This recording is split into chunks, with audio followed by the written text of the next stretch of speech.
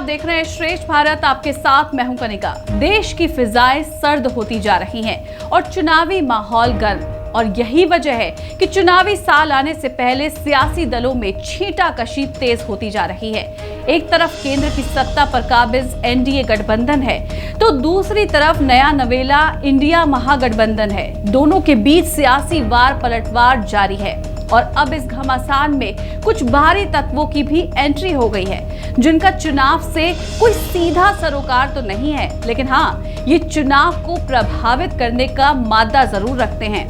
जी हाँ, हम बात कर रहे हैं सोशल मीडिया प्लेटफॉर्म्स जैसे फेसबुक, व्हाट्सएप, गूगल और यूट्यूब की, जिन पर इंडिया महागठबंधन ने कई तरह के गंभीर आरोप लगाए हैं। अभी तक तो विपक्षी महागठबंधन सत्ता पक्ष पर ही नफरत फैलाने का आरोप लगाता था, लेकिन अब इनका दावा है कि सोशल मीडिया के इस्तेमाल से भारत में नफरत को बढ़ावा दिया जाता है। विपक्ष के दावे में बड़ी बात यह भी कही गई है कि सोशल मीडिया साइट्स नफरती कंटेंट को बढ़ावा भी देती हैं। इन्हीं सब बातों को लेकर इंडिया महागठबंधन की ओर से फेसबुक के सीईओ मार्क जुकरबर्ग और गूगल के सीईओ सुंदर पिचाई को चिट्ठी लिखकर निष्पक्ष रहने और भारतीय समाज में नफरत फैलाने में योगदान न करने की अपील की है। विपक्ष की लिखी चिट्ठी में देश में सांप्रदायिक नफरत को बढ़ावा देने में उनके सोशल मीडिया प्लेटफॉर्मों की कथित भागीदारी की बात कही गई है। कांग्रेस अध्यक्ष मल्लिकार्जुन खड़गे ने सोशल मीडिया साइट एक्स पर अपनी चिट्ठी पोस्ट की और साथ में लिखा, भारत की पार्टियों ने फेसबुक पर समाज में नफरत फैलाने में योगदान देने और सांप्रदायिक नफरत भड़काने का आरोप लगाया है। साथ ही गठबंधन के नेता ने सोशल साइट्स को चुनाव के समय निष्पक्ष रहने का आरोप लगाया है। खड़गे ने अपनी पोस्ट के साथ वॉशिंगटन पोस्ट की एक रिपोर्ट भी अटैच की है, जिसमें कहा गया है कि सोशल मीडिया साइट्स के जरिए देश में नफरत को बढ़ावा दिया जा रहा है।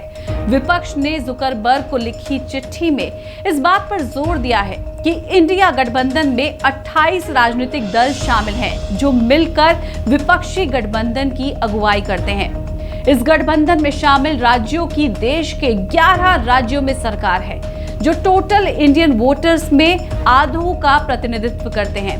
अपनी चिट्ठी में कांग्रेस अध्यक्ष खड़गे ने वॉशिंगटन पोस्ट की उस जांच का भी हवाला दिया, जिसमें बीजेपी सदस्यों और समर्थकों की ओर से सांप्रदायिक नफरत को बढ़ावा देने के लिए फेसबुक और व्हाट्सएप की भूमिका का खुलासा किया था। उन्होंने भारत के दबाव में फेसबुक ने प्रचार और नफरत फैलाने वाले भाषण को पनपने दिया शीर्षक से एक और लेख का भी हवाला दिया, जिसमें कथित रूप से सत्तारूढ़ व्यवस्था और फेसबुक इंडिया के अधिकारियों के बीच सांठगांठ का खुलासा हुआ था।